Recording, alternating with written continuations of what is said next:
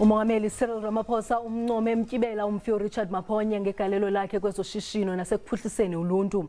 Umongameli Ramaphosa ukutsho oku kwinkonzo yomngcwabo kamfi uMaponya ebanjelwe kwiholo yedyunivesithi yaseRhawutini e-Soweto namhlanje. Lenkonzo yomngcwabo ibizinyaswe nangabo babesakuba ngoomongameli beli ngaphambili umnumzana Thabo Mbeki kunye nomnumzana Kgalema Motlanthe.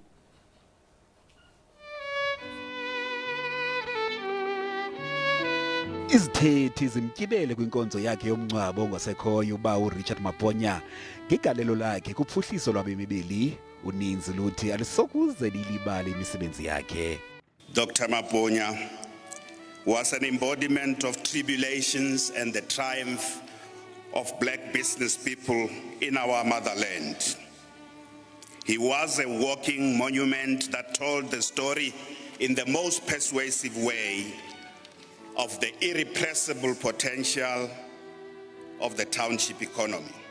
Usapho lokaMaponya luthi iphupha lakhe ibikuguqula ilokishi yaseSoweto ayenze isixeko esikhulu esinamashishini ohlukeneyo.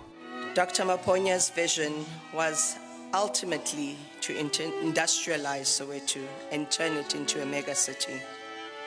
A vision he pursued and with discipline, hard work and perseverance.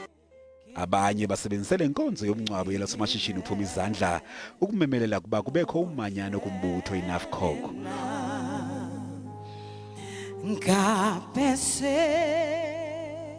I'm personally deeply distressed that NAFCOC, the organization for which Dr. Umaponya and his compatriots worked so hard to establish, after 55 years is still battling to create unity, peace, and stability within its ranks.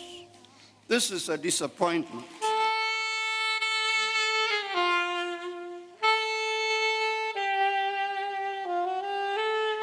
Kwintetho yakhe umongameli Cyril Ramaphosa uthulelela umnqwazi uba uMaponya ngokugqwesa kwezoshishino phantsi kwamanzithi-nzithi urhulumente engcinezelo. He did not see corporate social investment as an exercise in box ticking, but as an imperative to transform the racialized patterns of our economy. During the apartheid era, he saw black business as part of the broad liberation movement to advance economic freedom. uRichard Umaponya ubeke ikhaya lakhe lokugqibela kumadlaka aseWestpark eRhawutini namhlanje. Makalale ngoxolo.